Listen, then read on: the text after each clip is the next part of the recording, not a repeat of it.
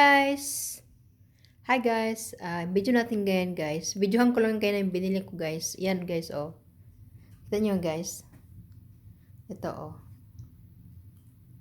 Para siyang ano guys. Tinatawag na dito is Romanesco. Ayan guys. Oh, di ba guys? Parang bulaklak no? Oh. Ka-plastic pa siya guys. Nag-sale ito, alam guys, tag 1 euro lang siya. Ayan yung price oh. Sa plastic. Oh. 1 euro lang siya guys. Kaya sa laki ng mata ko, binili ko kaagad yung gulay. Ayan, ayan oh. O di ba guys, ang ganda niya. Parang ano. Wala yata ito sa Pilipinas eh. Kasi tinatanong ko man sa ano ko, sa sister-in-law ko. Sabi niya, ngayon lang siya nakita ng ganito. Yan. Ayan guys, oh. Ito pa. So guys, papack natin siya sa plastic. Ayan. So, lagyan sa plastic. Ayan. Ayan guys, oh. Para siyang ano, yung para bang tawag nun, yung cauliflower ba? Parang cauliflower. Kasi yung dahon niya parang cauliflower. Pero, hindi man siya cauliflowers dahil nga, green man siya guys.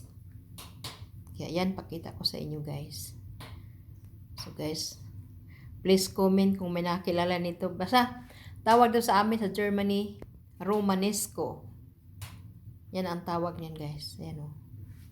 Oh. Dami nila guys oh.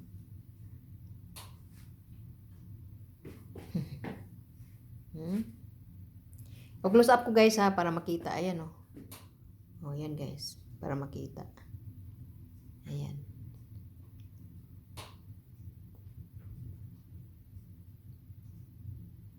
Hindi pa guys. Yan yung dahon niya guys. Parang nga siyang ano. Parang cauliflower. Ayan o. Yan siya guys. So guys, lulutuin ko siya. Gawin ko siyang ano, tawag niyan. Lagay ko siya sa oven. Ayan guys, ano ko lang dito.